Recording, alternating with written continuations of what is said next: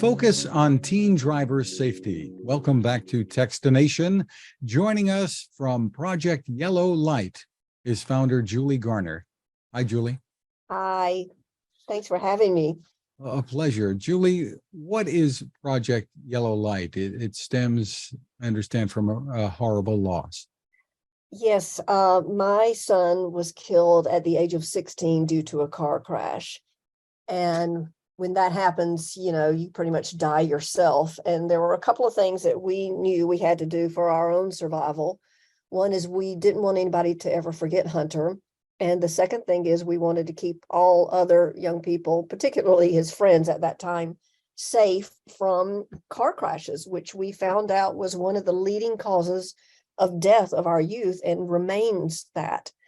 So we started a scholarship competition in his high school where we wanted the young people to talk to each other about the dangers of distracted driving and see if they couldn't make a difference where we as adults had sadly failed. So it went to a national competition when the Ad Council joined us 4 years later and partnered with us and took us all across the country. And we've grown now to where we have 3 separate contests for video, radio, and billboard, and 2 legs of it, one for high school juniors and seniors and one for college students. And we are just thrilled that it's continued to grow and garner attention to this problem. Let's take a look at a couple of the video winners.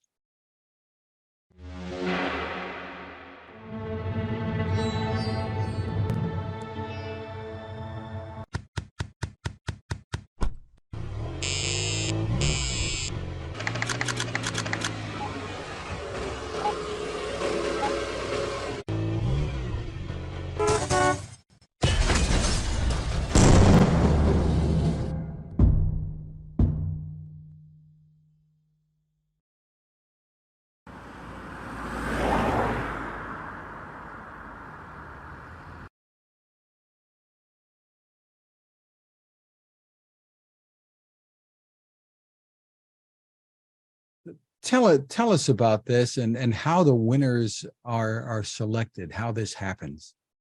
We had over 2,600 entries this year, so we're so proud of those numbers. And we reach every state in the nation and the District of Columbia, and we look at each and every applicant and check it out. And then we have our partners all kind of narrow down the finalists. And then we'd send it out to semi-celebrity judges who are in the advertising world, who are executives within our partners groups and others, and they select our winners, which is pretty cool just because the work for the students is judged by some pretty phenomenal people. And that's how we get our winners chosen. So it's a very exciting process. And does the focus, I mean, this year, this was distracted driving was the theme. Does that change from year to year? It seems like the message could be constant, I think. Yes. Well, we kind of started out with a anti-texting message. And because there are so many things you do with your handheld phone, it's distractions in general. It's the use of a cell phone while you're in the car is our primary focus, because that seems to be one of the culprits for our young drivers. And I understand NHTSA, the National Highway Traffic Safety Administration, has also gotten involved. Oh, yes, absolutely. We are part of that umbrella, and we're so proud to be partnered with NHTSA and the Ad Council and all of our other partnerships as well.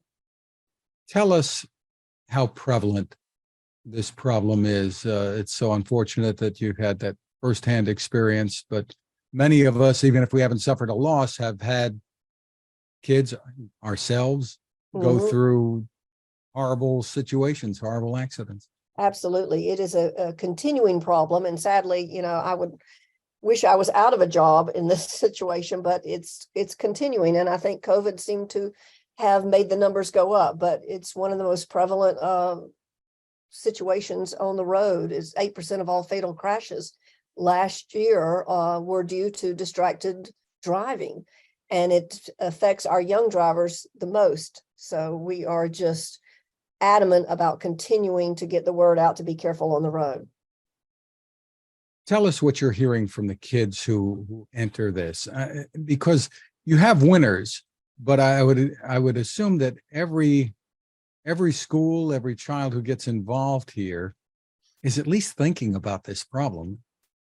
You know, one of the things that I always try to emphasize is that every single person who takes part is a winner, because it's more than winning a scholarship or having your work shared nationwide. It's about having a voice and trying to make a difference. And so each person has to think about this when they apply, has to research it a little bit and find out the facts. And they are affecting change, positive change with their friends and their family, and making, awareness of the situation. And they possibly could save a life. And that's the biggest prize you can ever win. And so I'm just really proud of everybody who takes part, winners, applicants, all of them. So it's a really good message. And the youth are just amazing. They are using their voice to make a difference for the greater good. How many entries did you have in all this year?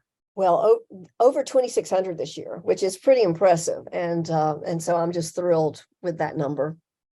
Terrific. Where can people go for more information and to learn more about the work that you're doing? Everything you need to know about this project is on our website. It's called projectyellowlight.com. And it's an annual scholarship competition. It opens each year in October. And we select our winners around this time. And we're about to announce our winners in Times Square this Friday. So it's a very exciting thing. The students will have their work displayed on the big boards in Times Square.